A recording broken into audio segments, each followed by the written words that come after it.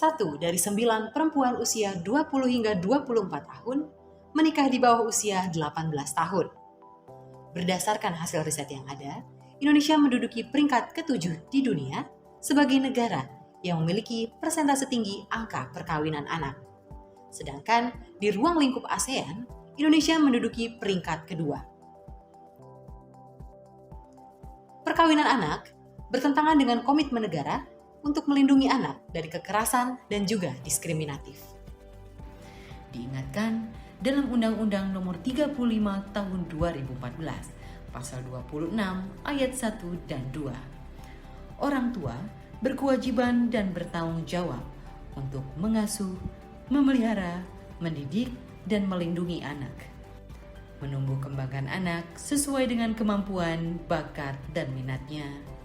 Mencegah terjadinya perkawinan pada usia anak, dan memberikan pendidikan karakter dan penanaman nilai budi pekerti pada anak.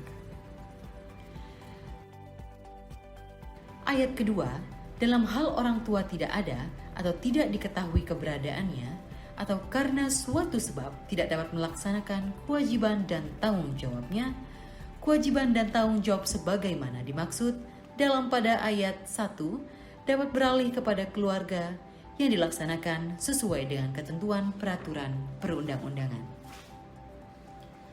Ketika ditelusuri di ruang lingkup kabupaten, seperti halnya Kabupaten Tuban, selama 5 tahun terakhir, angka permohonan dispensasi kawin mengalami peningkatan yang signifikan. Pasalnya, pemerintah telah mengatur dengan jelas, yaitu dalam Undang-Undang Nomor 16 Tahun 2019, perubahan atas Undang-Undang Nomor 1 Tahun 1974 tentang perkawinan. Pasal 7 Ayat 1, bahwa perkawinan diizinkan apabila pria dan wanita mencapai umur 19 tahun. Faktor-faktor yang mendorong pernikahan dini. Ekonomi dan kemiskinan.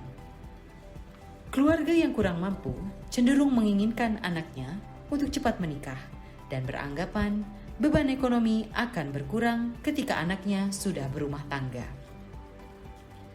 Nilai budaya. Masih ditemukan stigmatisasi anak-anak perempuan yang tidak segera menikah dengan sebutan perawan tua. Stigma tersebut menjelaskan anak perempuan tidak perlu memperoleh kemandirian ekonomi, yang terpenting sudah dapat bertanggung jawab atas pekerjaan domestik serta mematuhi perintah. Di samping itu, pendidikan bagi anak perempuan tidak terlalu penting.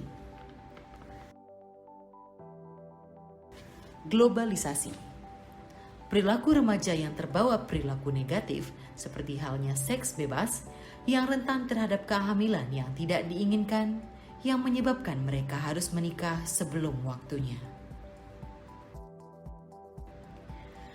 Pernikahan dini memiliki potensi resiko yang berdampak negatif bagi kesehatan, psikologis, dan juga ekonomi.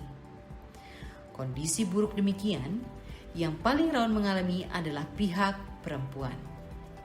Dampak kesehatan.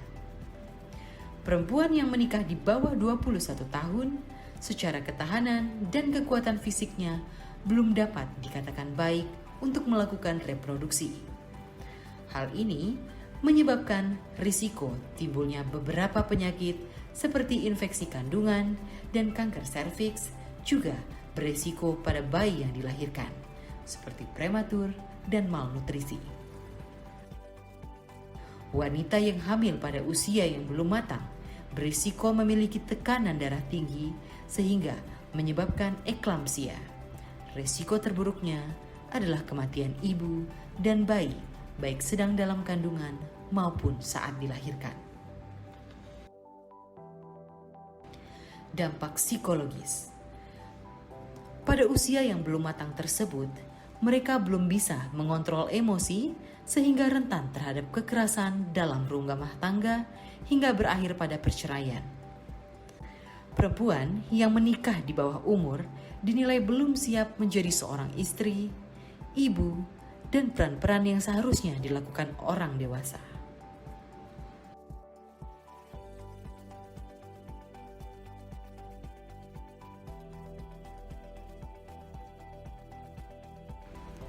Dampak pendidikan dan ekonomi.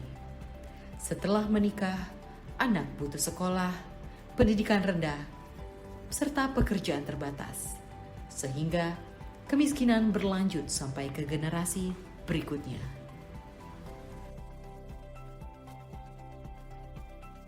Upaya pencegahan dapat dilakukan dengan berbagai hal. Pertama, memberikan informasi dan bimbingan yang diberikan oleh konselor. Tingkatkan peran serta pemahaman keluarga seperti membangun komunikasi yang baik dengan anak agar anak merasa nyaman untuk dapat berdiskusi banyak hal. Berikan edukasi seksual serta reproduksi pada anak. Berikan pemahaman anak sejak dini agar anak terhindar dari hal-hal yang kurang baik. Serta pantau kegiatan dan pergaulan anak agar anak tidak terjerumus dalam pergaulan bebas.